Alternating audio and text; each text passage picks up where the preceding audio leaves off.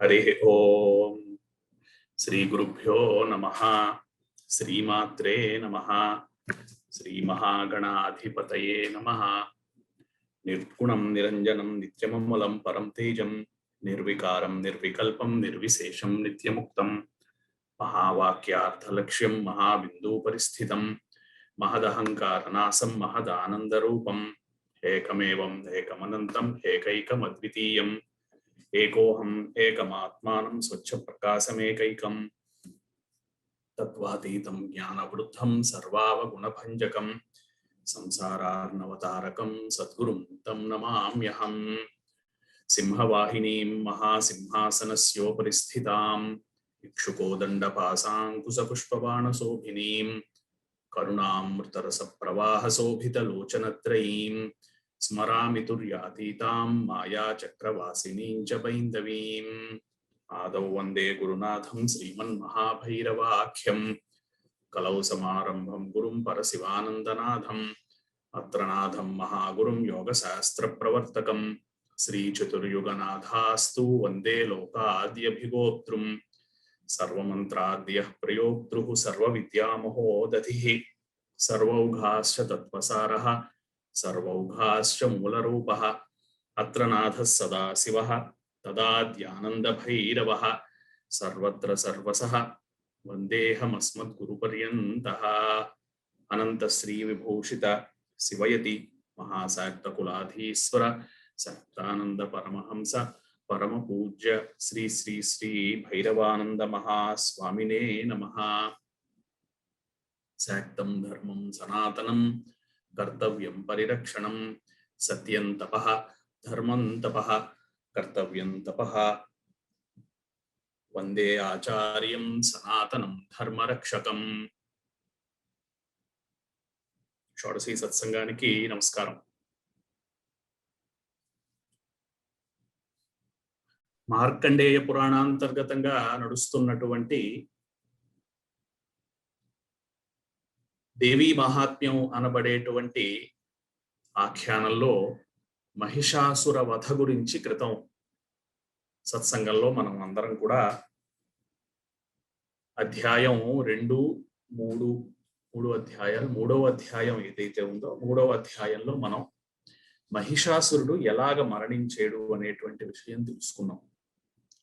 అత్యంత కష్టమైనటువంటి, చాలా శ్రమ వచ్చి సాధకుని యొక్క ఒక శ్రీమాత యొక్క సేవలో ఉన్నటువంటి, శ్రీమాత యొక్క మార్గంలో ఉన్నటువంటి అనేక రకాలైనటువంటి మార్గాలు ఉన్నాయి, అనేక రకాలైనటువంటి విధానాలు ఉన్నాయి. ఏ విధానంలోనైనా సరే ఉన్నటువంటి ముముక్షువు అంటే నేను చివరికి ఏది మారనటువంటి పదవిని నేను తెలుసుకుంటాను, నేను చేరుకున్నందులో నేను ఉంటాను అనేటువంటిది కూడా స్వార్థం కనుక, ఇంకా సత్యము అనేటువంటి స్వరూపం ఏదైతే ఉందో, ఏదైతే మారదో, ఏదైతే నిరంతరము ఉంటుందో, ఆ సత్యము అనబడేటువంటి స్వరూపాన్ని తెలుసుకుని దాని గురించినటువంటి పూర్తి అవగాహన నాకు వచ్చి దానిని నేను అనుభవించాలి అని అనుకునేటువంటి వారిని ముముక్షువులు అని మనం చెప్పచ్చు. మోక్షం అనేటువంటిది కావాలి, తర్వాత ఇంకొకటి వెళ్ళాలి, ఇవన్నీ కూడా చాలా పెద్ద మాట. ముముక్షువు అంటే ఉన్నటువంటి దాంట్లో నేను నా ధర్మాచరణ చేస్తూ, నేను ఉన్నటువంటి ఆశ్రమానికి, మనకి ఆశ్రమములు ఉన్నటువంటి ప్రస్తుతం ఉన్నటువంటి మన యొక్క స్టేటస్ అంటాము. ఈ మనకున్నటువంటి ఆశ్రమం బ్రహ్మచర్య, గృహస్థ, తర్వాత వానప్రస్థ, తర్వాత సన్యాస, ఈ 4 ఆశ్రమాలకి సంబంధించినటువంటి విధులు ఏవైతే ఉన్నాయో అందులో ఉన్నటువంటి నాకు నిర్ణయింపబడినటువంటి, ఎవరి చేత నిర్ణయింపబడింది?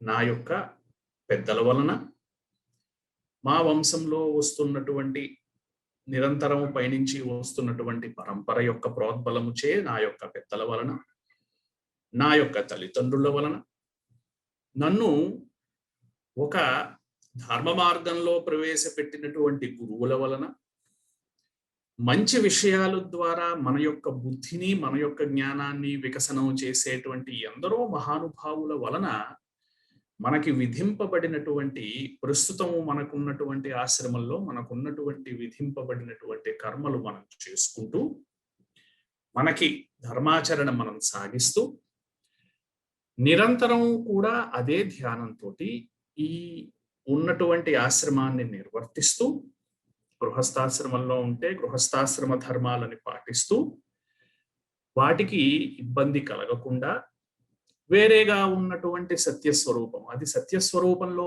భాగమే కానీ ఈ 4 ఆశ్రమాలు సత్యమైనటువంటివి కావు. ఎందుకంటే మారుతూ ఉండే మనకున్నటువంటి ఆశ్రమాలు కూడా ఎలాగైతే మారుతాయో కాలము అనేటువంటి యొక్క ప్రమేయము చేత ఇవన్నీ మారుతూ ఉంటాయి. కాలాన్ని మార్పులు చేసేటువంటిది పరమేశ్వరి అని తర్వాత జరుగుతున్నటువంటిది ఇప్పుడు చెప్తోంది. కళా కాష్టాది రూపేణ పరిణామ ప్రదాయిని అనేటువంటి నామం ఉంది. రేపు తర్వాత వచ్చేటువంటి శుంభ నిశుంభుల యొక్క ఆఖ్యానంలోనూ నారాయణీ స్వరూపానికి సంబంధించినటువంటి ధ్యానాలు వచ్చినప్పుడు అందులో ఇది ఒక నామం వస్తుంది. కళని కాష్ట ఇవన్నీ కూడా కాలం యొక్క సమయం. ఒక సెకండ్ మనకి తెలిసినంత వరకు కూడా ప్రస్తుతం ఉన్నటువంటి టైం యొక్క క్యాలిక్యులేషన్ కాలగణనని సెకండ్ అనేటువంటిది తక్కువ మనం పెట్టుకున్నాం. ఇంకా తక్కువ దానికి నానో సెకండ్స్ అని మనం సైంటిఫిక్ గా అనుకుంటున్నాం. అయితే మనకున్నటువంటి కాలగణన ఏదైతే ఉందో వేదాలలో వేదం యొక్క అంతర్భాగంగా వచ్చినటువంటి జ్యోతిషంలో ఉన్నటువంటి కాలగణనలను కళ, కాష్ట, నిమేషము, ఘటిక, విఘటిక, ముహూర్తము ఇలా డివైడ్ అయ్యాయి. ఒక సెకండ్ని ఇంకా 60 భాగాలు చేస్తే ఇంకా 60 భాగాలు చేస్తే కళ, కాష్ట ఇలాగా డివైడ్ అయ్యాయి. అయితే కాలగణన ఎలా ఉన్నా కానీ కళని అంటే మనం అర్థం చేసుకునేలా మాట్లాడుకునేటువంటి నామెన్క్లేచర్లో కనుక మనం మాట్లాడుకుంటే ఒక సెకండ్ని ఒక నిమిషముగా మార్చేటువంటి శక్తి పరమేశ్వరికి మాత్రమే ఉంది. అంటే ఏంటి అర్థం? ఒక సెకండ్ ఏదైతే ఉందో అది అటువంటివి 60 సెకండ్లు కనుక జరిగినట్లయితే దాన్ని ఒక నిమిషం అంటాం. ఒక సెకండ్ నిమిషంగా మార్చేటువంటి శక్తి పరమేశ్వరికి ఉంది అంటే కాలాన్ని ముందుకు తీసుకెళ్లేటువంటి శక్తి ఏదైతే ఉందో అది ఉంది అని మనం నమ్మాలి. ఏదైతే ప్రపంచాలని నడిపిస్తుందో ఆ శక్తి ఏదైతే మనల్ని మనకున్నటువంటి లిమిట్ ఏంటి, మనకున్నటువంటి హద్దు ఏంటి, జీవులకు ఉన్నటువంటి హద్దు వాళ్ళకి విధించినటువంటి జీవులకి విధింపబడినటువంటి ఆయుర్దాయంగా మనం చెప్పుకోవచ్చు. అది ఫిజికల్ ప్లేన్, శారీరకమైనటువంటి ఒక ఆ శరీరం అన్ని రోజులు ఉంటుంది అనేటువంటి ఒక కాలగణన ఉంది. తర్వాత ఆ శరీరం అలా పనిచేయదు. అందుకోసమని ఈ మార్పులు తెచ్చేటువంటి పరమేశ్వరి ఏదైతే ఉందో ఇటువంటి మార్పులు రానటువంటి పదవిని తెలుసుకుందాము అనేటువంటి జ్ఞానాన్ని ఇస్తోంది. కళని కాష్టగా, సెకండ్ని నిమిషంగా, నిమిషాన్ని గంటలుగా మార్చేటువంటి శక్తి ఏదైతే ఉందో అదే శక్తి ఈ కాలాన్ని మార్పు చెందకుండా ఉండేలాంటి సత్యం ఒకటి ఉంది కదా. దానిని మనం అనుభవించగలమే కానీ తెలుసుకొనలేము, మాట్లాడలేము, చూడలేము. దానిని కేవలము యోగము ద్వారా అనుభవించవలసిందే అని మనం విని ఉన్నాం. అందుకోసమని ఆ జ్ఞానాన్ని చెప్పేటువంటి పరమేశ్వరి ఏదైతే ఉందో అటువంటి పరమేశ్వరిని అపరాజిత అనేటువంటి నామంతో సంబోధించారు.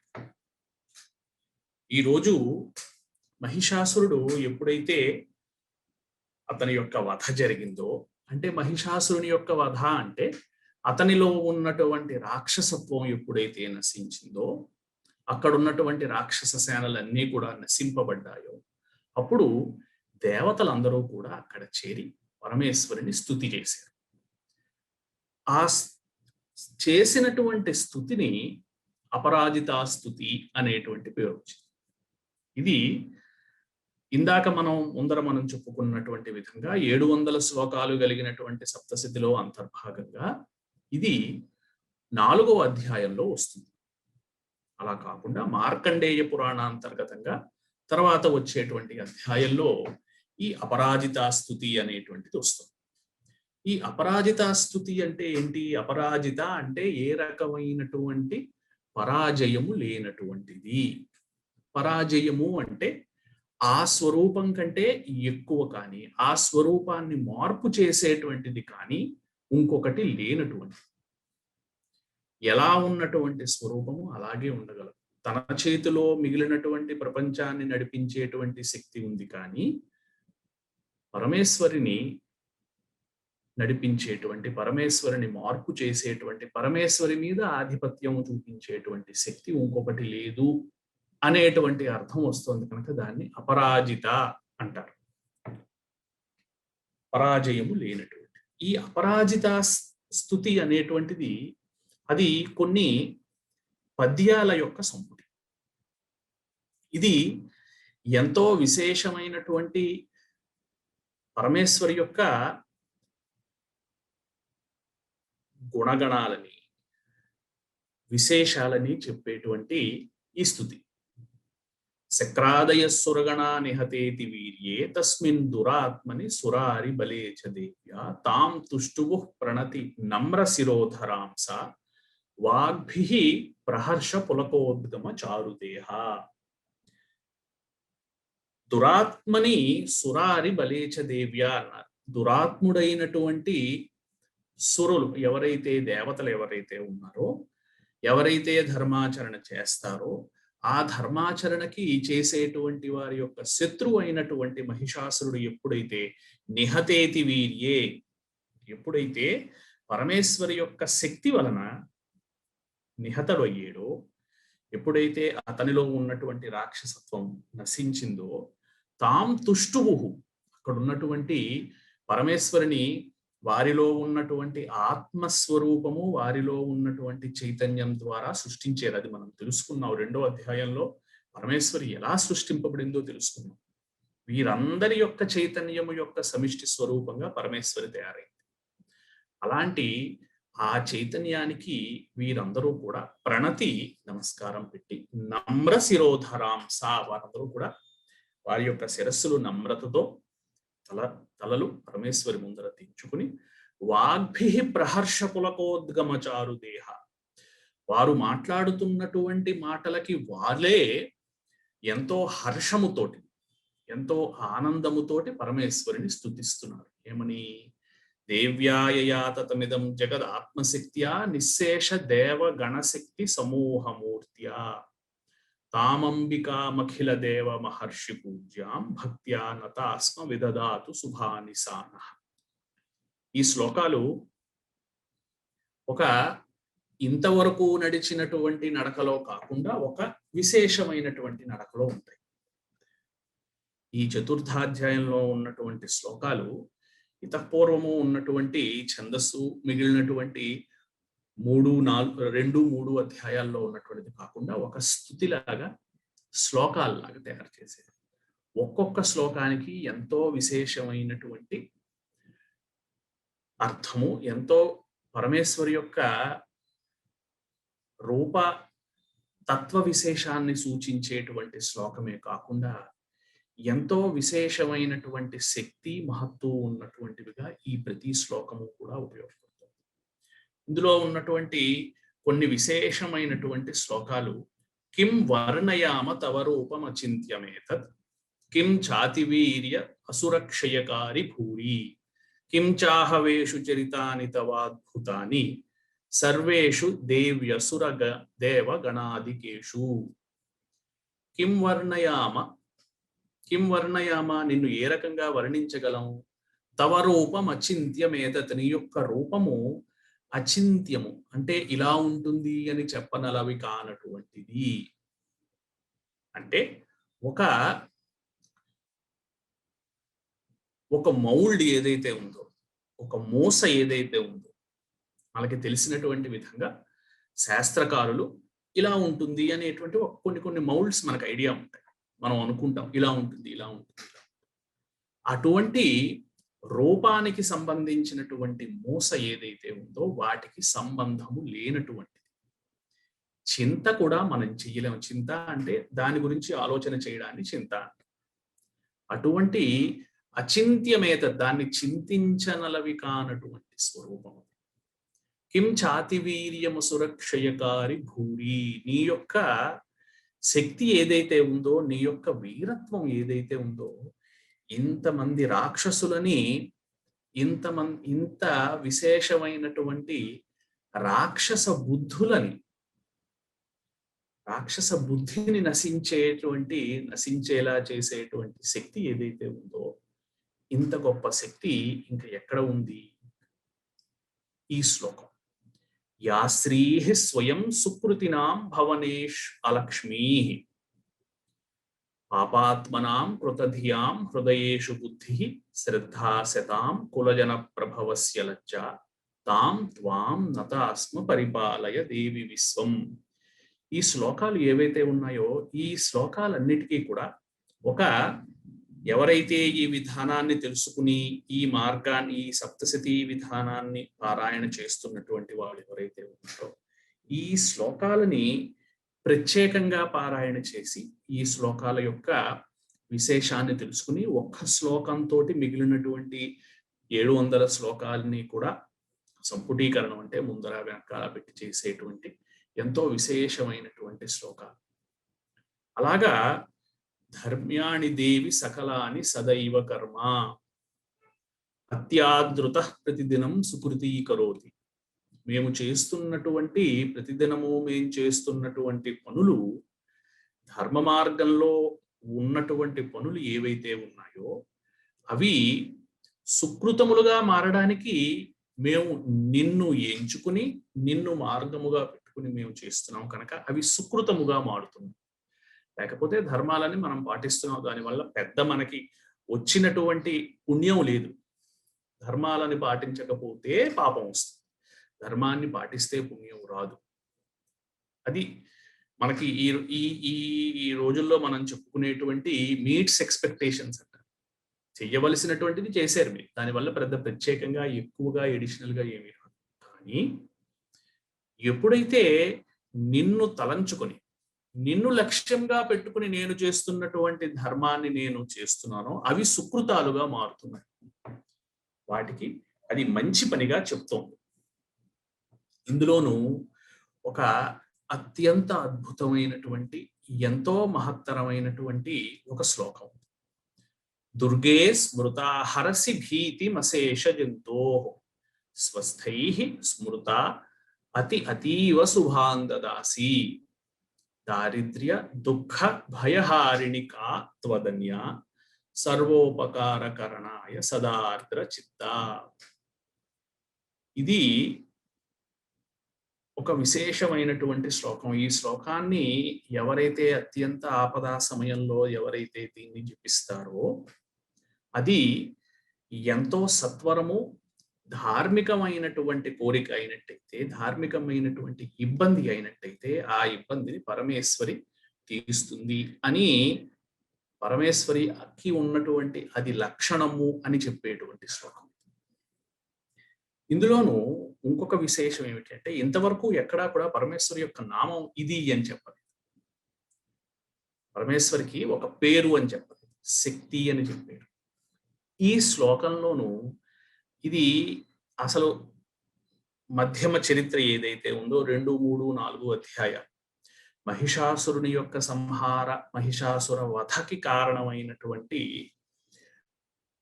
స్వరూపం ఏదైతే ఉందో ఆ స్వరూపానికి దుర్గా అని పేరు ఉంది అని ఈ శ్లోకంలో తెలుస్తోంది. ఇంతవరకు ఏ శ్లోకంలో చెప్పలేదు. ఏమని చెప్తోంది? దుర్గే స్మృతా హరసి భీతి మశేష జంతో. అశేషమైనటువంటి అంటే ఎన్ని రకాలైనటువంటి కారణాల నుంచి పుట్టినటువంటి భీతి. మనకి భయం ఒక కారణం చేత రాదు, రకరకాలైనటువంటి కారణాలు వస్తాయి. ప్రస్తుతం మనకి బయటికి వెళ్తే మనకి ఎక్కడ ఏ కొత్త జబ్బు ఏమైనా అంటుకుంటుందేమో అనేటువంటి విశేషమైనటువంటి భయం. ఈ భయం ఒక సంవత్సరంన్నర క్రితం లేదు మనకి. అలాగా ఎన్నో విశేషమైనటువంటి కారణాల వల్ల మనకి కొత్త కొత్త భయాలు వస్తాయి. ఆ భయాలు చిన్నవి పెద్దవి కాదు, అత్యంత ప్రమాదకరమైనటువంటివి, ఎంతో బాధాకరమైనటువంటివి. అయితే దుర్గే స్మృత, కేవలము నీ యొక్క నామము దుర్గా అనేటువంటి నీ యొక్క నామాన్ని స్మృతికి అంటే జ్ఞాపకం తెచ్చుకున్నటువంటి వెంటనే హరసి భీతి మశేష జంతో, ఉన్నటువంటి భయములు అన్నీ కూడా హరిస్తాయి. స్వస్థై స్మృతా మతిమతీవ శుభాందదాసి. స్వస్థై, ఆ భయములన్నీ కూడా నశించడమే కాకుండా స్వస్థై స్మృతా మతిమతీవ శుభాందదాసి, అంతవరకు విని ఉండనటువంటి అతీవ శుభాందదాసి, అత్యంత శుభములుగా ఆ ఉన్నటువంటి పరిస్థితి మారుతుంది. దారిద్ర్య దుఃఖ భయహారిణి కాత్వదన్య. దారిద్రము, దుఃఖము, భయము, ఈ మూడు కూడా మూడు శరీరాలకి సంబంధించి వచ్చేటువంటి ఇబ్బందులు. మనకి ఆది భౌతిక, ఆది దైవిక, ఆధ్యాత్మిక అని మూడు రకాలైనటువంటి తాపములు, అంటే మూడు రకాలైనటువంటి ఇబ్బందుల చేత మనం తప్పింపబడుతున్నాము అని మనకి ఒక వేదాంతపరమైనటువంటి ఫిలసాఫికల్ గా మనం చెప్పుకుంటాం. అలా కాకపోయినా సులభంగా అర్థం చేసుకునేలా చెప్పాలి అంటే, మన శరీరానికి సంబంధించినటువంటి ఇబ్బందులు, మన యొక్క మనస్సు, మన యొక్క సూక్ష్మ శరీరానికి సంబంధించినటువంటి ఇబ్బందులు, మన యొక్క కారణస్వరూపమైనటువంటి ఆత్మకి సంబంధించినటువంటి ఇబ్బందులు అని మూడు దేహాలకి మూడు రకాలైనటువంటి ఇబ్బందులు వస్తున్నాయి. ఉదాహరణకి ఒక వ్యాధి శరీరానికి వచ్చేటువంటి, ఆ వ్యాధి ఏదైతే ఉందో శరీరాన్ని ఆశ్రయించుకున్నటువంటి మనస్సు, బుద్ధికి కూడా ఒక్కొక్కప్పుడు వస్తూ ఉంటుంది ఆ వ్యాధి. సరైనటువంటి ఆరోగ్యము లేకుండుట ఏదైతే ఉందో, శారీరకంగా ఉండవలసినటువంటివి లేకపోయేటువంటి పరిస్థితులని దారిద్ర్యము అంటారు. దారిద్ర్యము అంటే అది ఉండాలి కానీ అది లేదు. అయితే ఈ దారిద్ర్యము అనేటువంటిది మనకి కొన్ని ఉండాలి అని చెప్పారు, వీటిలో ధనం అనేటువంటిది లేదు. మంచి ఆరోగ్యము, మంచి మిత్రులు, ఇల్లు ఉండాలి అనేటువంటిది చెప్పారు. అయితే ఆ ఇల్లు నీ సొంతమై ఉండాలి అని చెప్పలేదు. వసతి కలిగి ఉండాలి. వసతి లేనటువంటి పరిస్థితి ఏదైతే ఉందో దాన్ని దారిద్ర్యం కింద వచ్చింది. ఇల్లు నా పేరు మీద ఉండాలి, దస్తావేజులో నా పేరు రాసి ఉండాలి అని ఎక్కడ రాయలేదు. అది తర్వాత మనం లౌకికంగా మనం పెట్టుకున్నటువంటి నియమాలను అనుసరించి వచ్చినటువంటి. అలాగా దారిద్ర్య దుఃఖము శరీరానికి కలిగినటువంటి ఇబ్బందుల వలన మన యొక్క సూక్ష్మ శరీరం ఏదైతే ఉందో అత్యంత ఇబ్బంది పడుతుంది. మనం ఒక్కొక్కప్పుడు మనసుకి చాలా ఇబ్బంది కలిగింది అంటాం. ఈ మనసుకి ఇబ్బంది కలగడం అనేటువంటిది కొన్ని కారణాల వల్ల జరిగినటువంటి విషయం. అవి వ్యవహారికం కావచ్చు, లౌకికం కావచ్చు, పారలౌకికం కావచ్చు, ఏవైనా సరే. అలాగా ఇబ్బంది పెట్టేటువంటి వాటిని దుఃఖాలు అంటారు. ఈ రెండూ కాకుండా భయం అనేటువంటిది ఏదైతే ఉందో మూడవ శరీరానికి, మొదటి రెండు శరీరాలకి కూడా సంబంధించినటువంటి ప్రత్యేకమైనటువంటి విషయం. అది ఏం జరుగుతుందో, ఏమిటవుతుందో అనేటువంటి ఒక ఆలోచనలో మనకి కలిగినటువంటి ఏదైతే ఆదుర్ద ఏదైతే ఉందో అది ఎక్కువై అది భయంగా మారుతుంది. దారిద్ర్య దుఃఖ భయ, ఈ మూడిటిని కూడా భయహారిణి, ఎవరైతే ఈ మూడిటిని ఎవరైతే నశిస్తారో కాత్వదన్య, ఇంకా ఎవరున్నారు వేరేగా, ఈ మూడిటిని నశింపచేసేలా చెయ్యగలిగినటువంటి శక్తి ఇంకా ఎవరికి ఉంది? సర్వోపకారకరణాయ సదార్ద్ర చిత్త. అన్ని రకాలైనటువంటి ఉపకారములు చెయ్యడానికి కావలసినటువంటి కరణములు తనవుతోంది. సర్వోపకార కరణాయ, అన్ని రకాలైనటువంటి ఉపకారాలకి కరణం అవుతోంది. ఉపకారము అంటే నాకు ఇప్పుడు శారీరకమైనటువంటి ఇబ్బంది చేత నేను వ్యాధితో పీడింపబడుతున్నాను. నాకు అత్యంత ఉపకారం ఏదైతే ఉందో, అది మంచి మందు ఏదైతే ఉందో అది ఉపకారం అవుతుంది. ఈ మందు మనకి ఇచ్చేటువంటిది ఏదైతే ఉందో అది కరణం అవుతుంది. టూల్ అనమాట. What is making it to happen? ఆ మందు నా దగ్గరికి వచ్చేలా చేయడానికి చాలా కారణాలు. దురదృష్టవశాత్తు ఈ రోజు మనం ఉన్నటువంటి పరిస్థితుల్లో బయటికి వెళ్ళలేము, బయటికి వెళ్ళి తెచ్చుకోలేము. మందుల షాపులో మందు ఉంది, మనకెప్పుడు మందు కావాలి. ఎలా వస్తుంది?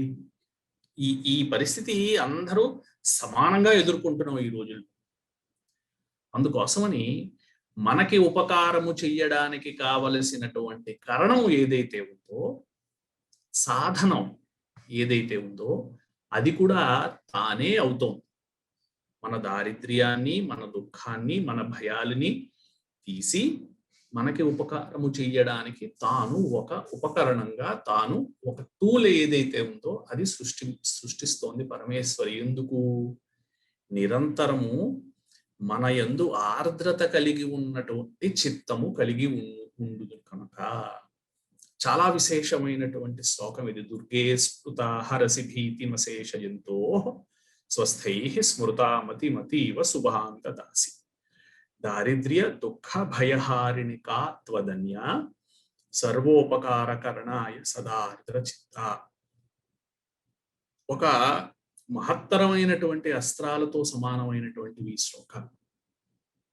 వాటిల్ని ఒక విధానం ద్వారా ఈ సమయంలో ఈ కారణం కోసం ఇలా చెయ్యండి అనేటువంటి, ఇది ఇతఃపూర్వము తెలిసినటువంటి వారు, దీన్ని సాధన చేసినటువంటి వారు సప్తశతిని లేదా ఈ మార్కండేయ పురాణ అంతర్గతంగా వచ్చినటువంటి 700 శ్లోకాలని కూడా విశేషమైనటువంటి సాధన ద్వారా ఏ శ్లోకము ఏ పదానికి ఎక్కడ వినియోగం ఉందో తెలిసిన వాళ్ళ ద్వారా మనం ఇది తెలుసుకుని చక్కనైనటువంటి ఉపకరణం ఏదైతే ఉందో పరమేశ్వరి యొక్క దయ వలన పొందొచ్చు. అంత అద్భుతమైనటువంటి శ్లోకాలు. అలాగా ఉన్నటువంటి విశేషమైనటువంటి శ్లోకాలలో ఇంకొక శ్లోకం. కేనోపమా భవతు తేస్య పరాక్రమస్య రూపంచ శత్రు భయకార్యతి హారికుత్ర చిత్తే కృపా పరమనిష్ఠురతా చ దృష్టా త్వయ్యేవ దేవి వరదే భువనత్రయేపి. కేనోపమా, ఇంకొక ఉపమానం ఏముంది? కేనోపమా భవతు తే అస్య పరాక్రమస్య. నీకు ఉన్నటువంటి పరాక్రమానికి మనం ఈ 2, 3, 4 అధ్యాయాలు ఒక ప్రత్యేకమైనటువంటి ఎయిమ్ని ఎంచి చెప్పేవి అని అనుకున్నాం. అది మహత్తుని చెప్పేటువంటి, ఆ మహత్తు చెప్పేటువంటి ఎంతో విశేషమైనటువంటి మహత్తే ఇందులో ప్రతి శ్లోకంలోనూ కూడా హైలైట్ చేయబడుతుంది. కేనోపమా భవతు తేస్య పరాక్రమస్. నీకు ఉన్నటువంటి పరాక్రమానికి నేను ఉపమానం ఏమిటి చెప్పగలను?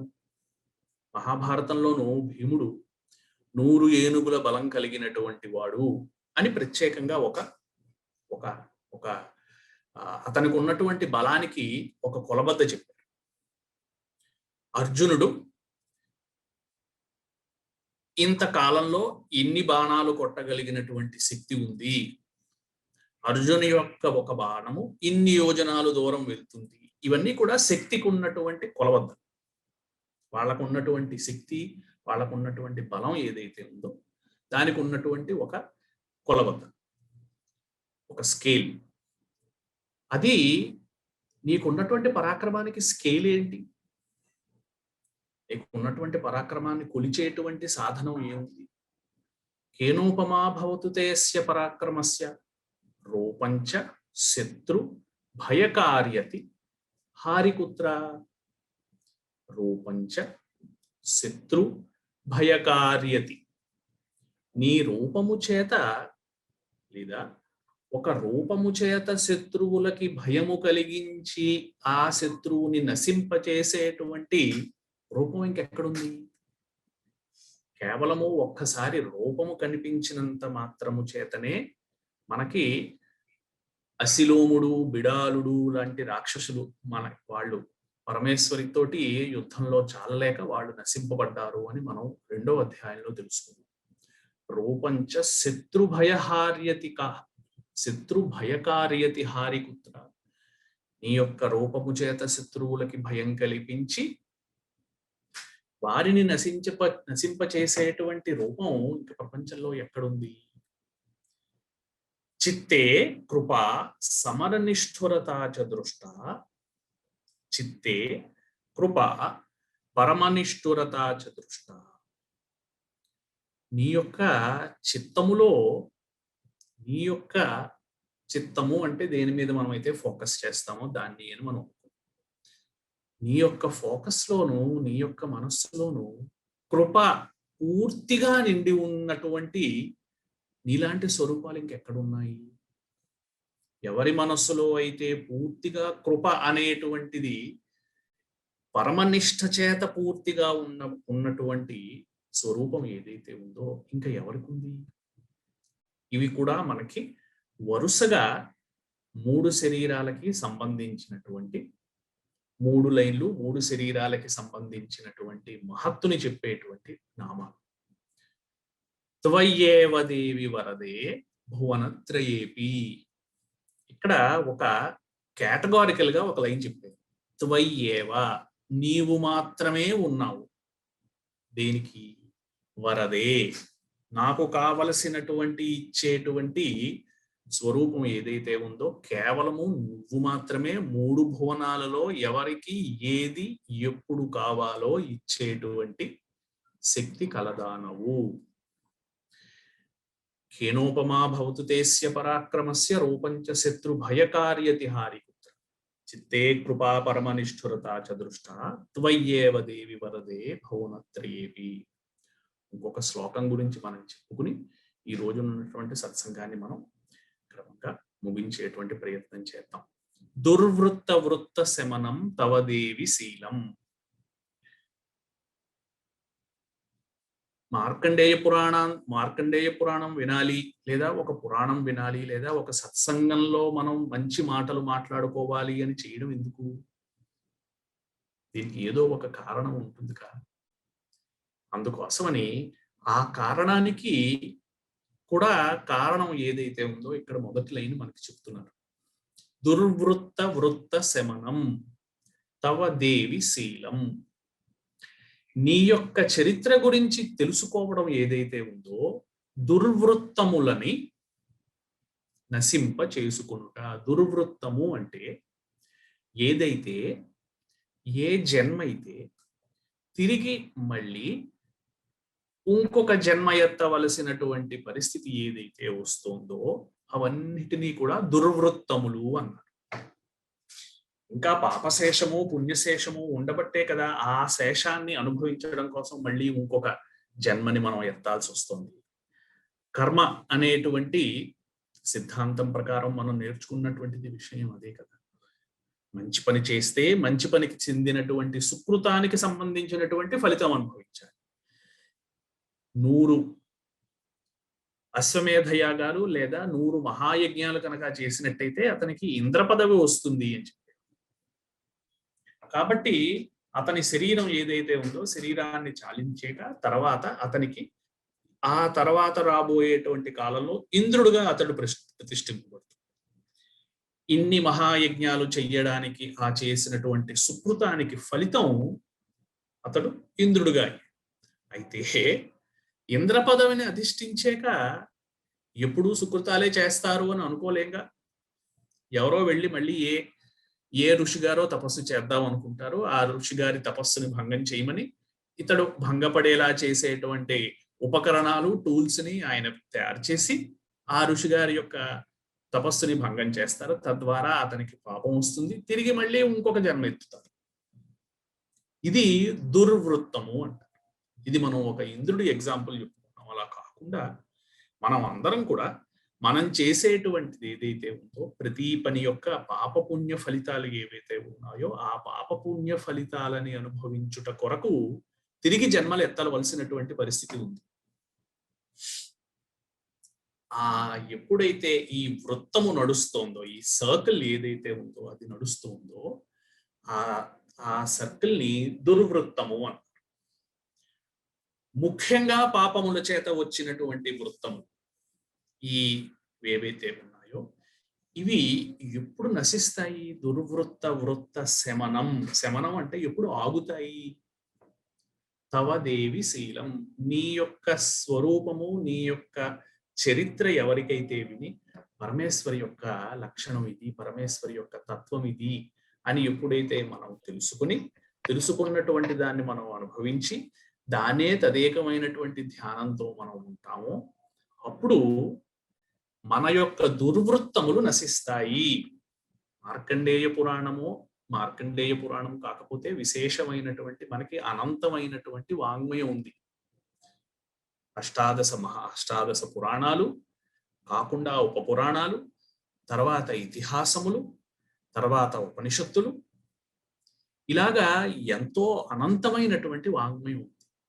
ఈ అన్ని వాంగ్మయములు మనకి ఏమిటి చెప్తున్నాయి? పరమేశ్వరి యొక్క శీలము, రూపము, కథ, గొప్పతనాన్ని మనకి చెప్తున్నాయి. వీటి యొక్క ప్రాధాన్యం ఏమిటి అంటే దుర్వృత్తాన్ని నశింపచేయడం. వృత్త శమనం తవదేవి శీలం రూపం తథైతదవిచింత్యమతుల్యమన్యై. నీ యొక్క రూపం ఏదైతే ఉందో అది చింతింపనలవి కానటువంటి అతుల్యమన్యై, అతుల్యమైనటువంటి గొప్పతనం. అంటే అతుల్యము అంటే అతులము అంటే దానితోటి సమానమైంది ఇంకొకటి లేదు. ఇది వీర్యంచ హంతృ హృతదేవ పరాక్రమాణం వైరిష్వపి ప్రకటితైవ దయాత్వయేత్థం. వీర్యంచ హంతృ హృతదేవ పరాక్రమాణం, నీ యొక్క శక్తి చేత, నీ యొక్క బలము చేత చాలా శక్తి గలమైనటువంటి వారు కూడా నీ యొక్క శక్తి ముందర ఏమీ చేయలేకపోయారు. అయితే నీ యొక్క కృపకి ఒక ఉదాహరణ ఏంటి అంటే వైరిష్వపి ప్రకటితైవ దయాత్వయేత్థం. వైరులు ఎవరైతే ధర్మ మార్గంలో నడుస్తున్నటువంటి వారికి శత్రువులు ఎవరైతే ఉన్నారో వైరిష్వపి వాళ్ళకి కూడా, వాళ్ళ మీద కూడా, అటువంటి వారి మీద కూడా నువ్వు దయని ఎలా చూపిస్తున్నావు? వారికి ఉన్నటువంటి దుర్వృత్తాన్ని నువ్వు నశింపచేస్తున్నావు. అటువంటి లోకాలని సైతము పీడించినటువంటి మహిషాసురుని యొక్క వధ ద్వారా మహిషాసురుని యొక్క దుర్వృత్తము పరమేశ్వరి నశింపచేసింది. అది పరమేశ్వరి మహిషాసురుడి మీద చూపించినటువంటి దయే కదా. ఇది ప్రత్యేకమైనటువంటి ఈ శ్లోకాలు ఏవైతే ఉన్నాయో ఎంతో విశేషమైనటువంటి శ్లోకాలు. ఈ శ్లోకాలలోనే ముందర ఇంకొక ప్రత్యేకమైనటువంటి అమ్మవారి యొక్క స్వరూపాన్ని, ఇందాక మనం చెప్పినటువంటి దుర్గ యొక్క స్వరూపాన్ని సూచించేటువంటి ఆయుధాలని ఏవైతే ఉన్నాయో ఆ ఆయుధంలో పరమేశ్వరి యొక్క తత్వం ఉంది కనుక ఆయుధాన్నే పరమేశ్వరిగా చూసేటువంటి కొన్ని శ్లోకాలు. శూలేన పాహినో దేవి పాహి ఖడ్గేన చాంబికే. శూలము చేత మమ్మల్ని రక్షించు, నీ యొక్క ఖడ్గము చేత మమ్మల్ని రక్షించు. ఘంటాస్వనేన నః పాహి చాపజ్యా నిస్వనేన చ. నీ యొక్క చేతిలో ఉన్నటువంటి అమ్మవారి యొక్క దుర్గ ఎవరైతే మహాలక్ష్మి ఏదైతే ఉందో మధ్యమ చరిత్ర యొక్క స్వరూపము, దుర్గాదేవిగా చెప్పబడేటువంటి స్వరూపం ఏదైతే ఉందో, ఈ రకరకాలైనటువంటి పేర్లు ఉన్నాయి. పేరులో ఉన్నటువంటి ఒక పేరు మహిషమర్దిని అనేటువంటి పేరు కూడా పరమేశ్వరికి. ఇలాగా ఆమెకు ఉన్నటువంటి చేతులలో ఉన్నటువంటి ఆయుధాలలో యోధ ఘంట అంటే యుద్ధంలో వాయించేటువంటి ఘంట అనేటువంటిది ఒకటి ఉంది. ఘంటా స్వనేన నః పాహి, నః అంటే మమ్మల్ని, ఆ ఘంట యొక్క నాదము వలన మమ్మల్ని రక్షించు. అది ఎవరైతే ధర్మ మార్గంలో ఉంటారో వారికి అది ప్రపంచంలో సర్వమైనటువంటి వాక్కులకి ప్రధానంగా మొట్టమొదట ఉండేటువంటి ఓంకారమైనటువంటి వాక్కుని సూచించేటువంటి. ఎవరైతే ధర్మ మార్గంలో ఉండరో అదే ఘంట యొక్క శబ్దము భయభ్రాంతులను చేసి వారి యొక్క మనస్సుని వికలము చేసేటువంటి లక్షణం ఆ ఘంటకు. అందుకోసమని శూలేన పాహినో దేవి పాహి ఖడ్గేన చాంబికే ఘంటాస్వనేన నః పాహి చాపజ్యా, నీ యొక్క చాపము అంటే విల్లు ఏదైతే ఉందో ఆ విల్లుకి ఎక్కుపెట్టినటువంటి వింటి నారి అంటే ఆ ఒక బాగా ప్రత్యేకమైనటువంటి కర్రని రెండు పక్కల కూడా గట్టిగా బంధించి ఉన్నటువంటి టెన్షన్ లో ఉన్నటువంటి తాడు ఏదైతే ఉందో వింటి నారి అంట.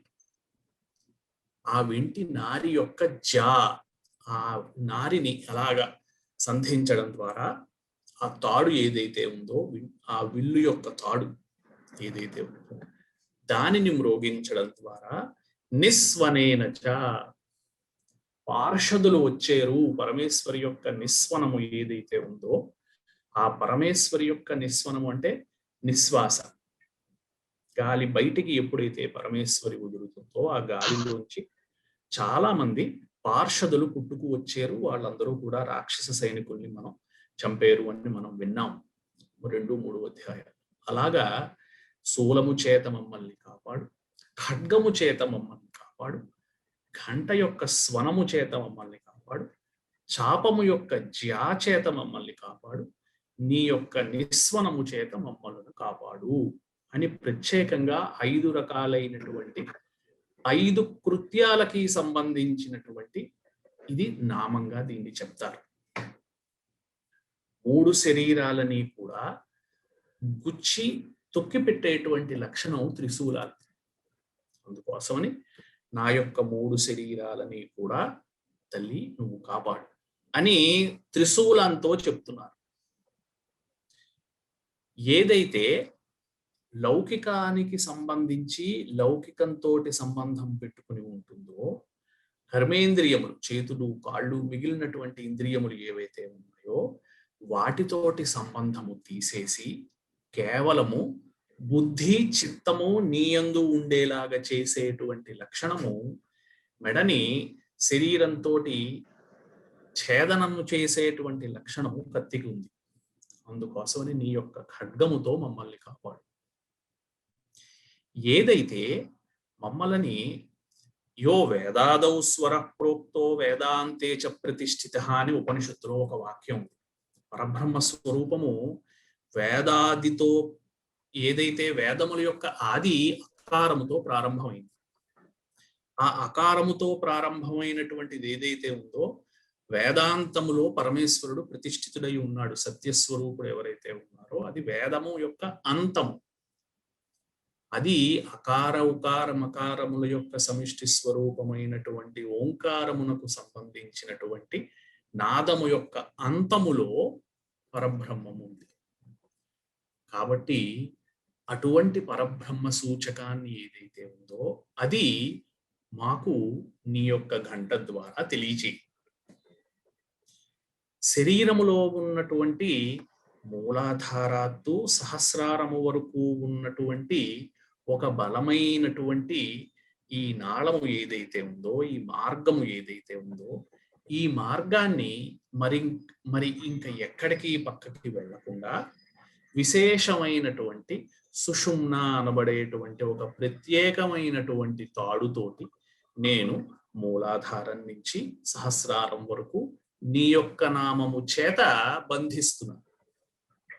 కాబట్టి ఆ మూలాధారాత్తు సహస్రారము వరకు ఉన్నటువంటి నామము ఏదైతే ఉందో ఆ నాళములో నీ యొక్క నామము మాకు జా అనబడేటువంటి శబ్దము ద్వారా వినిపించు. ఎప్పుడు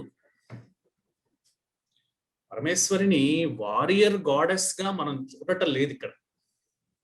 ఇక్కడ మనం చెప్పినటువంటివన్నీ కూడా చేతిలో కత్తి ఉంది, త్రిశూలం ఉంది, తర్వాత పెద్ద గంట ఉంది అంటే మనకి ఒక ఐడియా వస్తుంది. అంటే చాలా ఉగ్రమైనటువంటి స్వరూపము అనేటువంటి ఆలోచన అది లౌకికంలో మనకున్నటువంటి మన మీద ఉన్నటువంటి ప్రభావాలను బట్టి మనకు వచ్చేటువంటి ఇబ్బందికరమైనటువంటి మార్పు.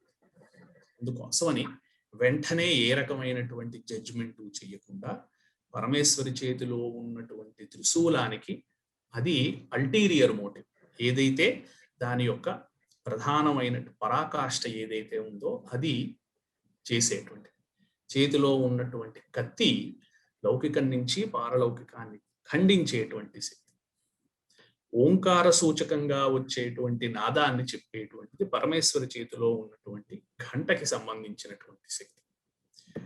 మూలాధారాత్తు సహస్రారము వరకు ఉన్నటువంటి సుషుమ్నాంతర్గతమైనటువంటి నాదాన్ని నిరంతరం రివర్బరేషన్ అంటాం, అది అలాగా మోగుతూ ఉంటుంది. తీగ అలాగా రివర్బరేట్ అవుతుంది. ఆ రివర్బరేషన్ లో పరమేశ్వరి కిందనున్నటువంటి మార్గం నుంచి పైన ఉన్నటువంటి మార్గము తప్పించి వేరే ఇంకొక నాదము నాకు వినిపించకుండా ఉండేలాగా చేసేటువంటి ఆశీర్వచనం ఏదైతే ఉందో అది మాకు నీ యొక్క జా అనేటువంటి ఆ నీ చేతిలో ఉన్నటువంటి విల్లు యొక్క వింటినారి తాడు ఏదైతే ఉందో ఆ రివర్బరేషన్ లో మాకు తెలియచేయి. నిస్వనము, ఒక్కసారి పూర్తిగా శరీరములో ఉన్నటువంటి నాడులలో ఉన్నటువంటి చైతన్యాన్ని అంతా కూడా స్పృశించి ఏదైతే ప్రాణవాయువు ఏదైతే ఉందో శరీరాన్ని జాగృతం చేసి పూర్తిగా శరీరాన్ని నిలిపి లౌకిక పారలౌకికమైనటువంటి 3 శరీరాలని కూడా నిలిపి తిరిగి మళ్ళీ కిందకి వచ్చేటువంటి వాయువు ఏదైతే ఉందో అది నిస్వనము. నీ యొక్క నిస్వనము ద్వారా మాకు ప్రాణ, అపాన, ఉదాన, సమాన, వ్యానములు అనేటువంటి 5 ప్రధాన వాయువులు, నాగ, దేవదత్త, కూర్మ, కృకర, ధనంజయ అనబడేటువంటి 5 ఉపవాయువులు. ఈ వాయువుల యొక్క ప్రమేయము చేతనే శరీరంలో ఉన్నటువంటి కీళ్లు పనిచేస్తున్నాయి, లంగ్స్ పనిచేస్తోంది, రక్తం యొక్క ప్రసరణ కింద నుంచి పైకి పైలుతోంది. ఇవన్నీ కూడా ఈ గాలుల వలనే ఈ 5 దశవిధములైనటువంటి వాయువుల వలనే అని మనకి శరీర ధర్మాన్ని చెప్పేటువంటి ఆయుర్వేదంలో ఇది మనకి తెలుస్తుంది, యోగంలో తెలుస్తుంది. అందుకోసమనే వాయువులు అంత ప్రధానమైనటువంటి. కాబట్టి ఈ విద్య ద్వారా మేము నిరంతరం కూడా చైతన్యవంతులమై ఉండేలాగా నీ యొక్క నిస్వనము వల్ల మమ్మల్ని కాపాడు. ఎంతో విశేషమైనటువంటి శ్లోకం ఇది. శూలేన పాహినో దేవి పాహి ఖడ్గేన చాంబికే ఘంటాస్వనేన నః పాహి చాపజ్యా నిస్వనేన చ ప్రాచ్యాం రక్ష ప్రతీత్యాంచ రక్ష చండికే రక్ష దక్షిణే బ్రాహ్మణేనాత్మసోలస్య ఉత్తరస్యాం తథేశ్వరి. ఉన్నటువంటి అన్ని దిక్కులలోనూ మమ్మల్ని నువ్వు తూర్పు, దక్షిణము, మన వెనకాల ఉన్నటువంటి పశ్చిమము, ఉత్తరములందు, మిగిలినటువంటి విదిక్కులనందు, మిగిలినటువంటి దిక్కుల యందు కూడా మమ్ములని కాపాడు అని విశేషమైనటువంటి ఆర్తితోటి దేవతలందరూ కూడా చేసేటువంటి అపరాజిత స్తుతి. ఏవం స్తుతాసురైర్దివ్యైః కుసుమైః నందనోద్భవైః అర్చితా జగతాం ధాత్రీ తథా గంధానులేపనైః భక్త్యా సమస్తైః త్రిదశైః దివ్యైః ధూపైః సుధూపిత ప్రాహ ప్రసాద సుముఖీ సమస్తాన్ ప్రణతాన్ సురాన్. ఇటువంటి ప్రత్యేకమైనటువంటి స్తుతి చేత అక్కడ ఉన్నటువంటి దేవతలందరూ కూడా కుసుమైః నందనోద్భవైః అంటే ఉత్తమమైనటువంటి వనములో ఉద్భవము చెందినటువంటి అని ఒక అర్థం వస్తుంది. నందనము అంటే ఆనందముతో ఉన్నటువంటిది, ఆనందంతో వారికి వచ్చినటువంటి హృదయమునందు వారికి కలిగినటువంటి ఆనందము అనేటువంటి పువ్వులతోటి పరమేశ్వరిని వారు పూజ చేశారు. అర్చితా జగతాం ధాత్రి తథా గంధానులేపనై. మిగిలినటువంటి వారిలో కలిగినటువంటి ఉత్తమమైనటువంటి భావములు అనబడేటువంటి గంధము ద్వారా పరమేశ్వరికి లేపనము చేశారు. అలాగా చేసి భక్త్యాహ సమస్తై త్రిదశై, దేవతలకి త్రిదశులు అని పేరు. 3 దశలు ఉంటాయి కనుక వారికి 3 త్రిదశై. అలాగా భక్త్యాహ సమస్తై త్రిదశై దేవ్యై ధూపై సుధూపిత, విశేషమైనటువంటి భక్త్యాహ వారి యందు భక్తి అనబడేటువంటి ధూపాన్ని పరమేశ్వరికి ఆఘ్రాణింపజేశారు, ధూపితము చేశారు. ప్రాహ ప్రసాద సుముఖి సమస్తాన్ ప్రణతాన్ సురాన్, అప్పుడు వారి అందరి నమస్కారము పెట్టి, నమస్సులు అంటే తల దించి నమస్కారము చేస్తున్నటువంటి అందరూ దేవతలకేసి సుముఖురాలై పరమేశ్వరి దేవ్యా ఊచ, దేవ్యువాచ ఏమని, వ్రియతాం త్రిదశా సర్వే యదస్మత్తోభివాంఛితం, మీరు చేసినటువంటి ఈ స్తోత్రానికి, మీరు చేసినటువంటి ఈ అర్చనకి నేను సంతుష్టురాలయ్యాను. యదస్మత్తోభివాంఛితం, మీకు ఏమిటి కావాలి అని పరమేశ్వరి దేవతలను అడిగింది. దేవా ఊచు, అప్పుడు దేవతలు చెప్పారు. ఏమని చెప్పారు? భగవత్యా కృతం సర్వం నకించిదవశిష్యతే యదయం నిహత శత్రురస్మాకం మహిషాసుర. ఎప్పుడైతే నువ్వు మాకు ఉన్నటువంటి శత్రువైనటువంటి మహిషాసురుణ్ణి నువ్వు నిర్జించేవో, మాకు కావలసినటువంటివన్నీ కూడా నువ్వు మాకు ఇచ్చేసావు. ఇక మాకు కొరత అనేటువంటిది లేదు. అంటే మేము ధర్మ మార్గంలో నడవడానికి అవరోధమై ఉన్నటువంటి అవరోధాన్ని నువ్వు ఎప్పుడైతే తీసేసేవో, ధర్మ మార్గంలో నడిచేటువంటి మాకు ఇంకా ఏ రకమైనటువంటి ఇబ్బంది లేదు. ఇలాగా ప్రత్యేకంగా యది చాపి వరోదేయస్త్వయాస్మాకం మహేశ్వరి సంస్మృత సంస్మృతాత్వన్నో హింసేధా పరమాపద. ఇంకా ఏవైనా నువ్వు మాకు వాళ్ళు వెంటనే మళ్ళీ వాళ్ళందరికీ వాళ్ళకు ఉన్నటువంటి పూర్వజ్ఞానాలు, వాళ్ళ బుద్ధులు అన్ని కూడా జాగృతమైపోయి వెంటనే వాళ్ళు ఒక లీగల్ గా అన్ని రకాలైనటువంటి కారణాలు ఉన్నటువంటి ఒక డాక్యుమెంట్ తయారు చేసి ఏం కావాలో కోరుకోని అడిగిన వెంటనే కావాల్సిన దానికి వీళ్ళు అడిగేది ఏమని, మేము నిన్ను ఎప్పుడు తలుచుకుంటామో అప్పుడు మాకు ఏం కావాలో ఇచ్చేటువంటి వరాన్ని. అలాగా అడిగినటువంటి యశ్చ మర్త్యస్తవైరేభిః త్వాం తోష్యత్యమలాననే, మర్త్యులు అంటే మృత్యువు యొక్క వాత పడేటువంటి, మృత్యువు చేత నశింపబడేటువంటి వాళ్ళము ఎవరైతే ఉన్నారో జీవులందరూ కూడా యశ్చ మర్త్యస్తవైరేభిః, నీయందు చేసినటువంటి ఏదేని స్తవమైనా కానీ త్వాం తోష్యత్యమలాననే, మేము నీయందు చేసినటువంటి స్తోత్రములన్నిటికీ కూడా నువ్వు దయ ఉంచి తుష్టి చెందుగాక. వారు అడిగినటువంటి ఏం కావాలో అని అడిగితే దేవతలు అడిగినటువంటి అన్నమాట. తస్య విత్తర్ధి విభవైః ధనదారాది సంపదాం వృద్ధయే స్మత్ ప్రసన్నాత్వం భవేధా సర్వదాంబికే, మా యందు ఎప్పుడూ కూడా ప్రసన్నురాలివై మాకు మా యొక్క ధర్మాచరణకి కావలసినటువంటి ధన దారాది సంపదాం వృద్ధయే స్మ, మేము ధర్మ మార్గంలో మేము నడవడానికి మాకు కావలసినటువంటి ధనము, ద్రవ్యము, దారము అంటే ధర్మాన్ని నిర్వర్తింపచేయడానికి ఒక వ్యవస్థ, ఆ వ్యవస్థని కుటుంబ వ్యవస్థ, అందులోను తల్లిదండ్రులు, భార్య, సంతానం, ఇదంతా కూడా ధర్మాన్ని నిర్వర్తించడం కోసం వచ్చినటువంటి. అందుకోసమని వీరందరూ కూడా వృద్ధి అయ్యి వీరందరి యొక్క సంతుష్టి చోటి నీకు మాయందు ప్రసన్నురాలవై ఉండుగాక.